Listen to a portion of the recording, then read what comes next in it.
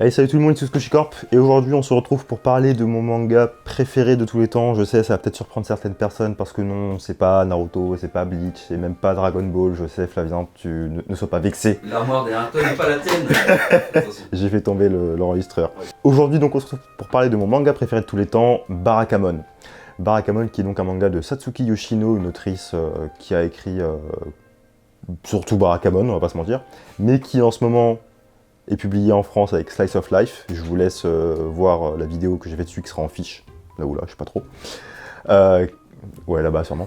Qui sera en fiche, donc voilà. Mais Barakamon, c'est son premier gros succès en fait. Et j'ai adoré. Barakamon, c'est vraiment un manga que je lis depuis que ouais, j'ai commencé en 2013 et puis j'ai tout suivi jusqu'en 2019. Vraiment, je suis un gros fan.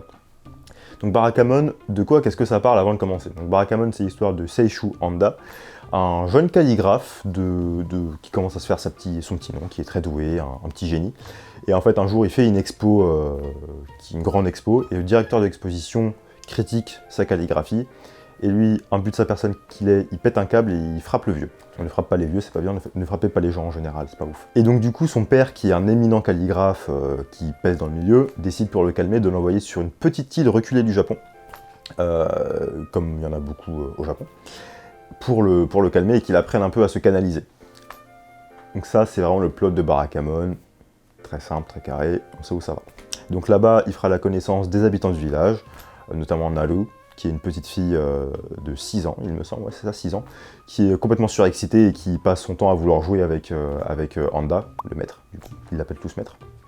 Et c'est juste adorable, Barakamon, j'adore ce... Enfin voilà, bref, c'est Barakamon. Mais avant de continuer, si la vidéo vous plaît, surtout n'hésitez pas à vous abonner, lâchez votre commentaire, votre petit like. On est toujours à Road to 1K, comme j'avais annoncé sur ma vidéo ouverture, achat manga décembre, pardon, je suis pas un youtubeur Pokémon.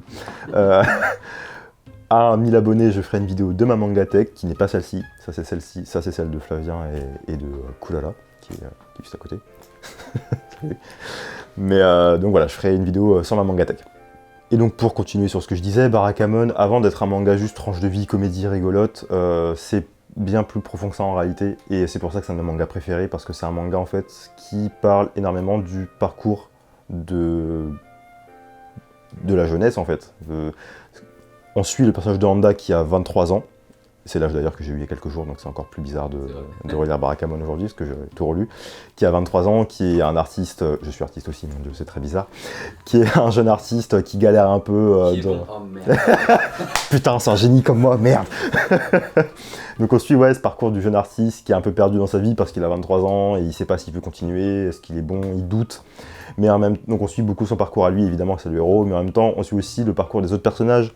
Il y a un personnage que j'adore qui s'appelle Shiro. À l'époque je l'aimais beaucoup parce que j'étais lycéen, c'est un lycéen, du coup forcément je m'identifiais beaucoup à lui. Il y a toutes ces problématiques liées au bac notamment, qu'est-ce que je vais faire de ma vie, qu'est-ce que je ferai après le lycée, est-ce que je suis légitime de faire ce que j'aime, bref, des questions de lycéens que tous les lycéens se sont posés un jour en fait.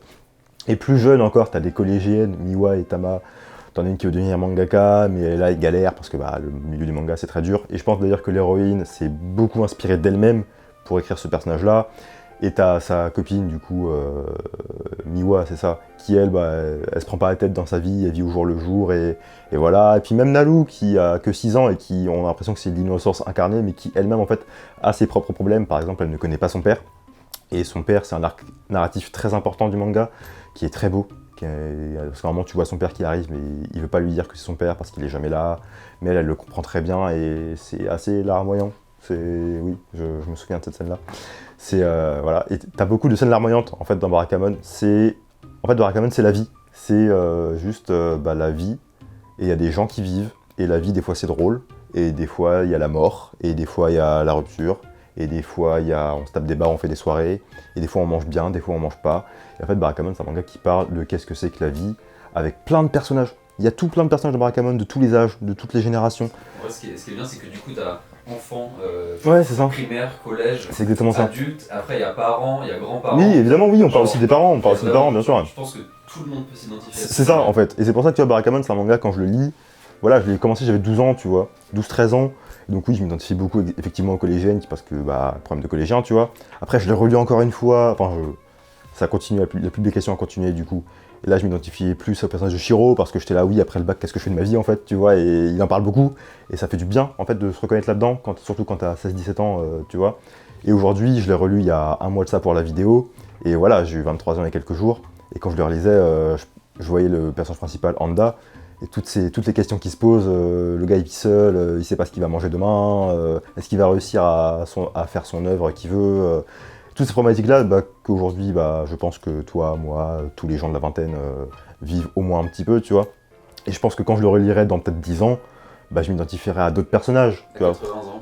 Même à 80 ans, bien sûr, parce que il y a aussi un truc sur les grands-parents.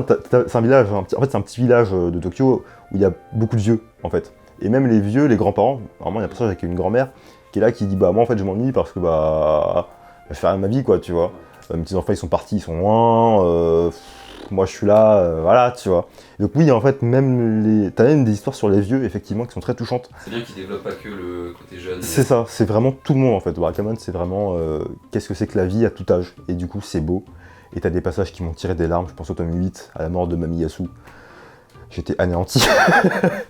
La grand-mère hyper gentille qui décède, et tout le monde fait son enterrement, mais tout le monde rit, tout le monde sourit, parce que elle a bien vécu, et elle serait triste que tout le monde soit triste pour elle. Et du coup, la scène est super belle. Et quand tu vois sa fille qui court derrière le corbillard à la fin, et en fait elle s'effondre parce que sa mère est morte quand même, tu vois. Non, c'était pas sa mère, c'était sa voisine, mais c'était comme sa grand-mère en fait. Oui, c'est ça, parce qu'elle lui avait appris un peu toutes les ficelles, voilà, tu vois. Ces petits villages, forcément. Oui, voilà, ces petits villages de campagne où tout le monde se connaît, tu vois. Et du coup, il y a une ambiance très chaleureuse de Barakamon. C'est simple, Barakamon, c'est le manga. Moi, je suis un peu triste. Je lis Barakamon, j'ai le smile, tu vois. Même s'il y a des moments tristes, à la fin, t'as le smile parce que ouais, la vie c'est dur, mais ça vaut le coup. Et de toute façon, ça continue, tu sais pas ce que la vie te réserve, et Barakamon, c'est super beau, quoi. Et Naru est trop mignon. Et Naru est super mignonne. Et d'ailleurs, il y a un animé Barakamon aussi, qui est plutôt bon, qui n'adapte que les 4 premiers volumes, donc après je vous conseille de continuer en manga, mais vraiment point sur la seiyuu qui double Naru. Oui. Elle est excellente, vraiment, quand t'écoutes la gamine, tu fais putain mais waouh, je suis de bonne humeur là. Quand elle parle, et puis l'animé est génial, elle est très bien animée, l'opening c'est un classique, c'est Super Beaver je crois qui fait l'opening, j'ai un doute, bref. Bref, l'anime Barakamon très sympathique, c'est comme ça que j'ai découvert à l'époque, mais je vous le conseille vraiment l'animé, c'est une bonne entrée pour le manga. Et donc voilà, donc Barakamon c'est très chaleureux, c'est très beau, c'est larmoyant, tu te tapes des barres, c'est un des rares mangas où je ris, vraiment. Parce que t'as aussi des chapitres un peu particuliers qui sont vraiment des gags manga, le mec essaye des trucs, tu vois. Et du coup, ouais, Barakamon, tu vois. Mais Barakamon c'est aussi très intéressant parce que c'est une vraie mise en abîme en fait pour l'autrice. Parce qu'en fait j'ai un peu fait mes recherches, et il se trouve que l'autrice elle vient de l'île dont elle parle, donc j'ai oublié le nom. I'm sorry. C'est une île qui existe réellement en fait, et en fait elle y a grandi. C'est une ville où elle a grandi, et je pense qu'il y a des personnages, en fait elle s'est inspirée des gens qu'elle connaissait, c'est très certain. Et parce que vraiment, comme je disais, t'as des références très précises à des choses de l'île que tu sais, tu te dis oui, en fait, oui, ça existe pour de vrai, le décor est réel. C'est comme si moi je faisais un manga sur Comble-la-Ville, tu vois, oui, évidemment. Si je parle de Alibaba ou de Harpout, voilà, tu vois, des gens vont reconnaître le truc. Et pareil, t'as beaucoup de patois, en fait. Par exemple, Barakamon, c'est un mot en patois. Barakamon qui veut dire avoir la pêche, par exemple, parce que ça file la pêche, en plus, Barakamon, hein, c'est dedans. Et en fait, par exemple, c'est bête, mais chaque titre de chapitre, c'est un mot en patois, qui après est traduit en japonais plus classique et en français. Et même dans la traduction française, ils ont traduit le patois. Et ça c'est très fort, parce que du coup tu te retrouves avec des expressions de vieux des fois, tu vois, genre tu fais oui, mes grands-parents qui vivent en Normandie parlent comme ça, tu vois. Du coup vraiment Kiyun a fait un super taf dans la traduction, parce que c'est dur de traduire du patois, hein, vraiment c'est galère de ouf. Et du coup c'est très immersif, tu rentres facilement. Puis t'as plein d'explications sur le folklore de l'île, parce que de ce que j'ai cru comprendre, du coup, même s'il y a un folklore japonais, chaque île a ses traditions, voilà. Donc t'en apprends beaucoup de choses sur, par exemple, les fêtes pour les morts, les fêtes de la nouvelle année, qui sont différentes de ce que tu vois dans les animés qui se passent à Tokyo, parce que c'est souvent là que ça se passe, mais dans les petites îles, c'est des choses un peu différentes, t'as beaucoup de traditions. Et du coup, tu apprends des choses, en fait, sur vraiment le mode de vie d'un petit endroit au Japon, où tu n'iras sûrement jamais, hein, parce que je t'avoue que c'est pas forcément très fascinant pour visiter. Et donc du coup c'est une vraie mise en abîme en fait de l'autrice qui c'est son premier succès, et c'est pas pour rien, parce que en fait elle a écrit juste après, je vais mettre la vidéo en fiche, comme ça vous pourrez aller voir, mais j'avais parlé de Slice of Life qui est un manga qui est en train de publier en ce moment, qui sera en 3 tomes, les 2 premiers tomes sont sortis là il me semble. Et Slice of Life, c'est pareil, c'est encore plus mise en abîme sur l'autrice.